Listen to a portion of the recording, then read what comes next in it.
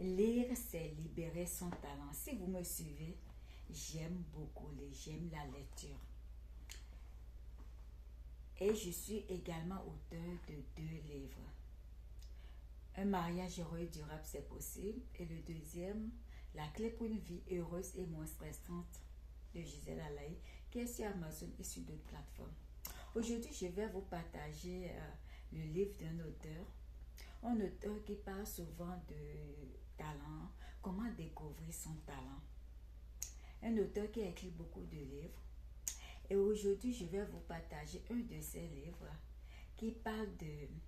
Dans le livre, il parle de pourquoi, comment les pauvres sont en perpétuel pauvres, si je peux le dire comme ça, et les riches accroissent leur richesse. L'auteur n'est rien d'autre que William James. William James qui nous parle de comment dire adieu à la pauvreté. C'est un livre à lire et à relire. J'ai déjà lu ce livre et c'est un livre à lire et à relire. Comme d'habitude, je vais vous partager un extrait de ce livre. Mais je vous recommande vivement ce livre.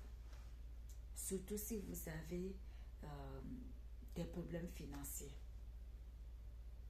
Comment dire adieu à la pauvreté de William James. Je vais vous lire un extrait. Je vais, comment on dit, je vais lire comme ça. Je ne lis pas beaucoup. Dans le livre de la Genèse, chapitre 1, à partir du verset 26, il est écrit ceci. Dieu créa l'homme à son image. Il le créa à l'image de Dieu. Il créa l'homme et la femme. Dieu les bénit et Dieu leur dit: soyez féconds, multipliez, remplissez la terre et la sujettissez. Et dominez sur les poissons de la mer, sur les oiseaux du ciel et sur tout animal qui se meut sur la terre. Soyez féconds. Je vais laisser ce paragraphe. Soyez féconds. Le mot fécond en grec se réfère au mot potentiel. C'est un auteur qui parle tout le temps du potentiel, les talents et tout. C'est sa spécialité. La fécondité sur le plan scientifique et médical désigne la capacité de reproduction d'un individu, d'un couple, d'un groupe ou d'une population. Ce terme s'applique aux humains, aux animaux, mais aussi par extension à l'agriculture.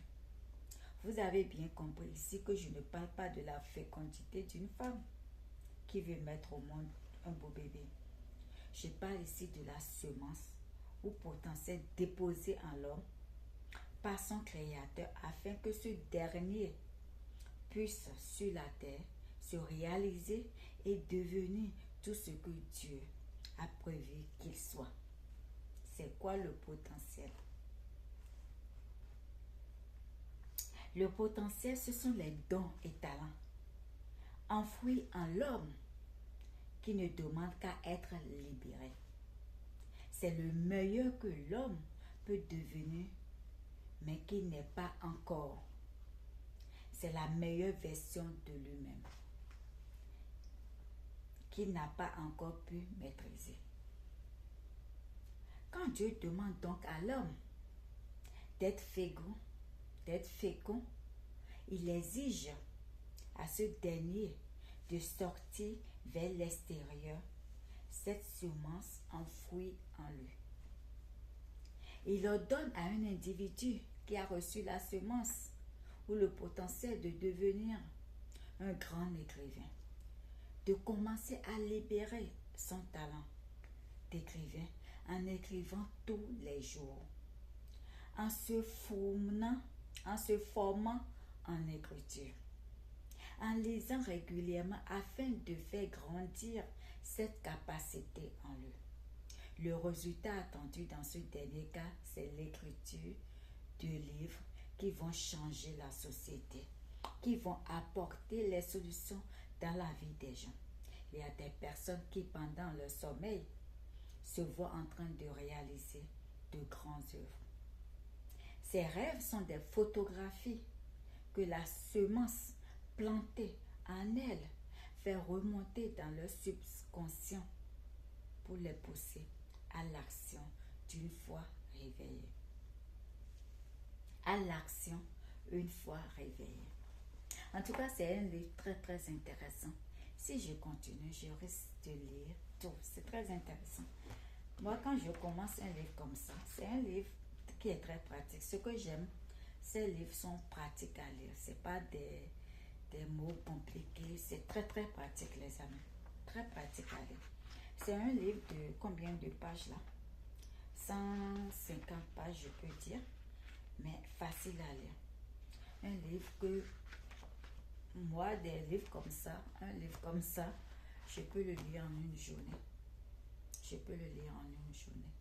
Donc, je vous conseille vivement de prendre ce livre et de le lire. Ce livre se trouve aussi sur Amazon.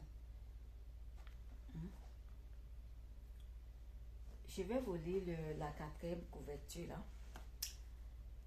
Selon l'organisme ATD Quadrant, plus d'1 milliard d'êtres humains vivent avec moins d'$1 par jour.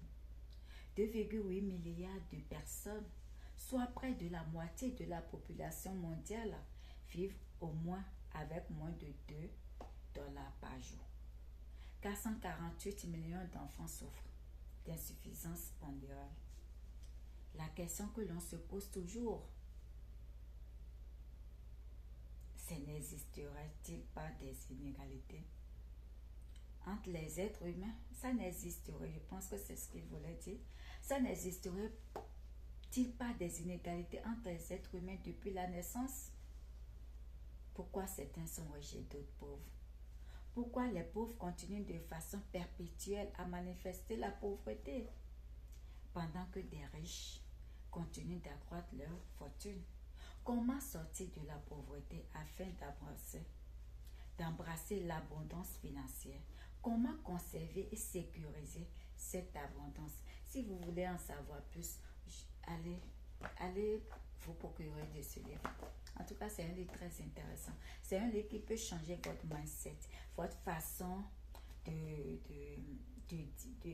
sortir, de rester dans la pauvreté en fait. Et moi, j'aime dire quelque chose. Même la Bible, pour les croyants, on dit, je ne connais pas le passage en tête, mais si tu ne travailles pas, tu ne dois pas manger. Normalement, si tu ne travailles pas, tu ne dois pas manger. Un être humain bien portant, peut-être que vous allez me dire que est-ce qu'il y a un rapport? Parce qu'il y a des gens qui trouvent même normal de ne pas travailler en fait. Alors qu'ils sont pas sur la terre juste. Dieu t'a pas créé juste par plaisir de remplir cette terre pour rien. Moi je suppose que si tu es sur cette terre, c'est pour une raison. Et tu dois apporter ta pierre à l'édifice. Dites-moi ce que vous pensez en commentaire. Moi, je suis ravie de vous lire. C'est mon temps de partage. C'est mon temps de partager ce livre avec vous. Ce livre que j'ai lu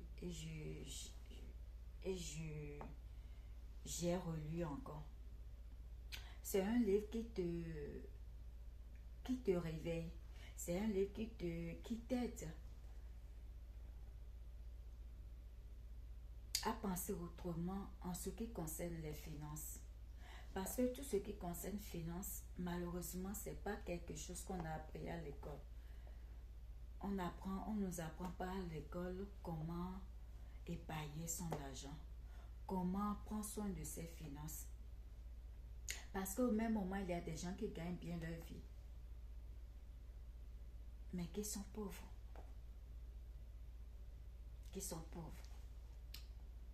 Donc ce livre, c'est pour t'aider à sortir de la pauvreté. C'est Gisèle Alaye et je te lis en commentaire.